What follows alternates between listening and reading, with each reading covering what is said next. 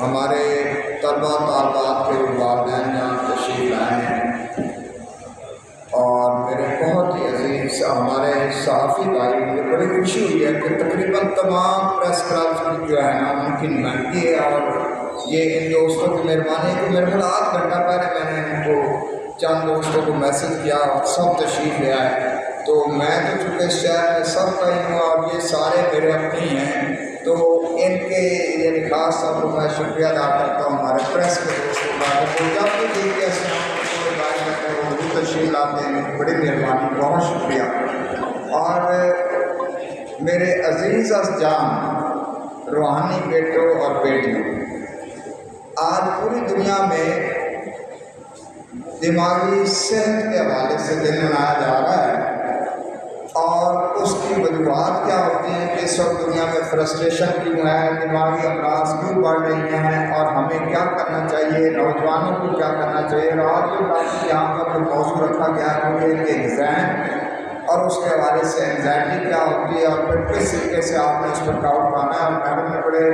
خوبصورت انداز میں آپ کے سامنے مختلف چیزیں رکھی ہیں۔ اس میں کوئی زیادہ اضافہ نہیں کرنا چاہوں گا، چند چیزیں ہی عرض کرنا چاہوں گا۔ امجد اسلام امجد صاحب کا ایک شعر ہے کہ دنیا کے شور میں امجد کیا کیا ہم سے چھین لیا، اپنے آپ سے بات کیے بھی کئی زمانے ہو جاتے ہیں۔ پہلی بڑی بات جو میں محسوس کرتا ہوں اس وقت جو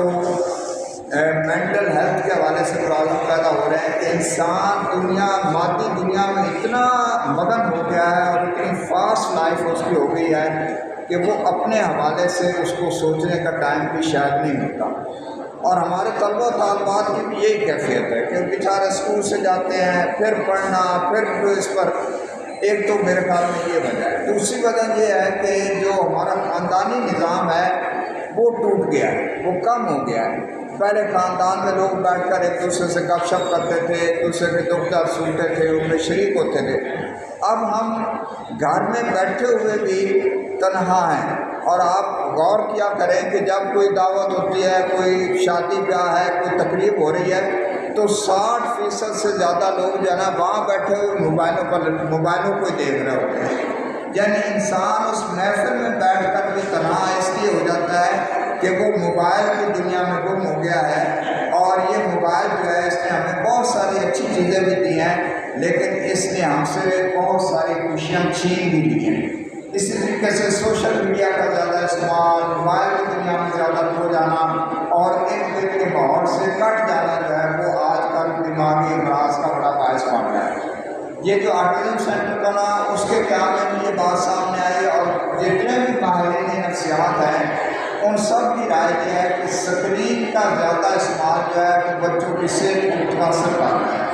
اس سے ان کے کام کرنے کی صلاحیت متاثر ہو رہی ہے، ان کے سوچنے کی صلاحیت کو وہ خاموشی سے اس کو دیکھتے چلے جاتے ہیں، اور ان کا اپنا دماغ جو ہے وہ ایسا سلو ہوتا چلا جاتا ہے، ان کے ریفلیکس سے سلو ہوتے چلے جاتے ہیں، اور نتیجتاً وہ زندگی میں بہت پیچھے رہ جاتے ہیں۔ اس لیے میں بار بار آپ سے یہ عرض کرنا چاہتا ہوں کہ اس سوشل میڈیا کے استعمال کو اور موبائل کے استعمال کو صرف مثبت مقاصد کے لیے استعمال کیا جائے، اس پر زیادہ وقت جو ہے نا وہ نہ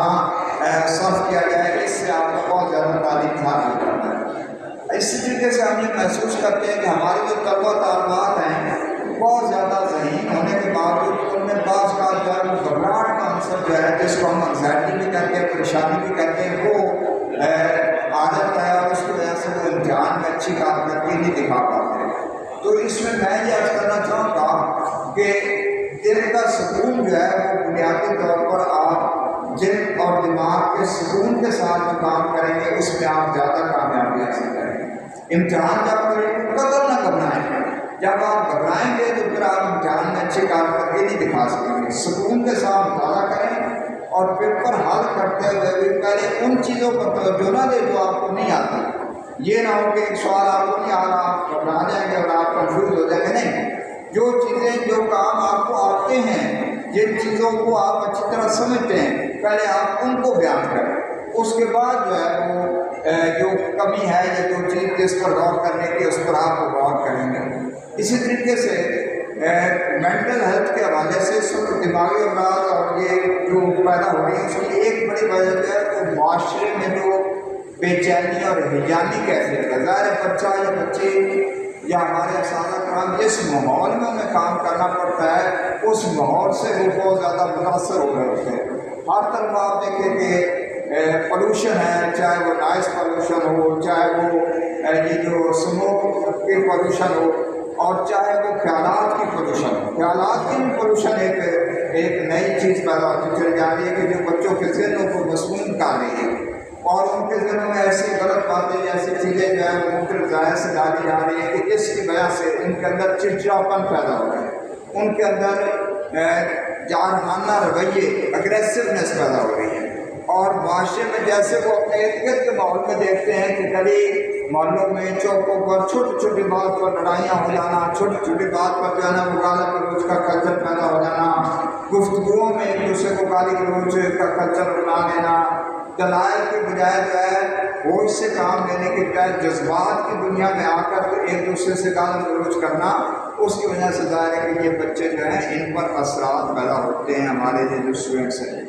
اس لیے اس دور میں اس بات کی بہت زیادہ ضرورت ہے کہ ہمارے طلبہ و طالبات خاص طور پر پرسکون رہیں۔ ایک چیز اور میں نے بڑی محسوس کی ہے، جو ذہنی طور پر اور مضبوط لوگ ہوتے ہیں ان کے اندر وہ چیز نہیں ہونی چاہیے، وہ ہے کہ چھوٹی سی بات پر گھبرا جانا۔ اب ہمارے کئی بچے بچیاں ایک سوال کا نا فرض کیا مس ہو گیا ہے تو رونا شروع کر دیتے ہیں۔ بھائی نہ روئیں، اس طرح کی چیزیں ہوتی رہتی ہیں، تو اپنے اندر اعتماد پیدا کریں، اپنے اندر اپنے دل کے اندر ایک جو ہے نا وہ خوشی کا عنصر بھی پیدا کریں۔ اور غالب کا ایک شعر میں آپ کو سنانا چاہتا ہوں، وہ بھی ایک پہلوان ہے۔ غالب نے ایک چھوٹی بیر میں شعر کہا ہے کہ آدمی ہے بجائے خود ایک محشر خیال، آدمی ہے بجائے خود ایک محشر خیال، ہم خلوت سمجھتے ہیں جلوت ہی کیوں نہ ہو۔ ایک بندہ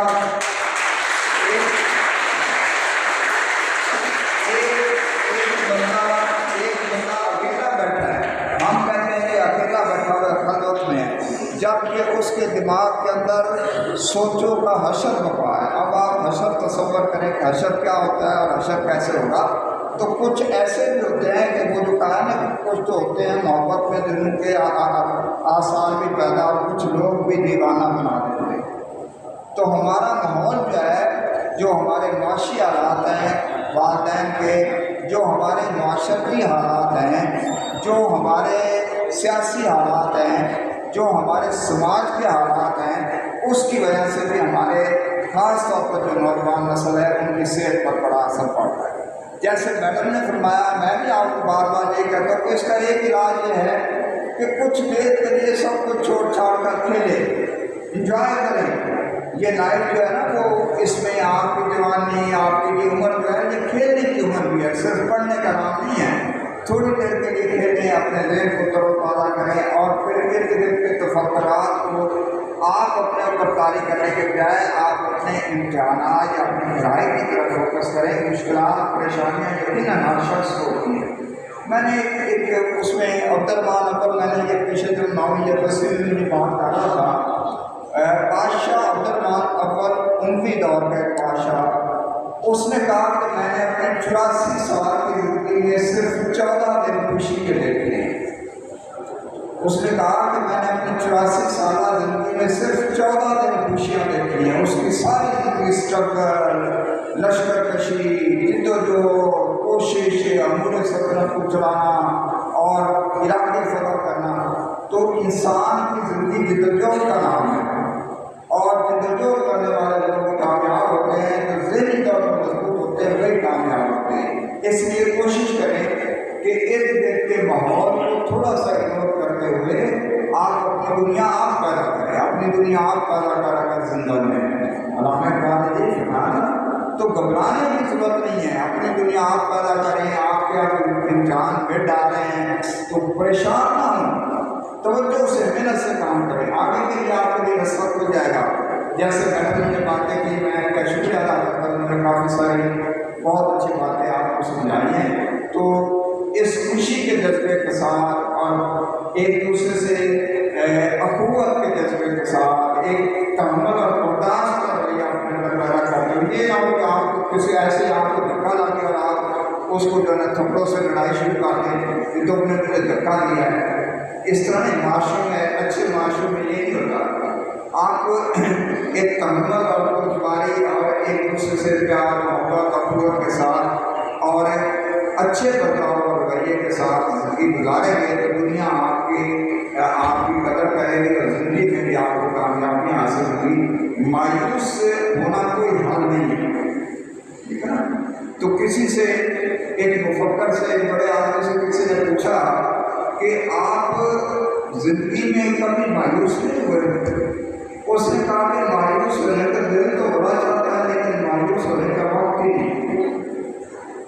بڑی خوبصورت اس نے بات کی. اس نے کہا کہ مایوس ہونے کا دل تو بڑا چاہتا ہے کہ میں نے کچھ مانی لیکن مایوس ہونے کا وقت ہی نہیں. بس یہ اپنا لیں,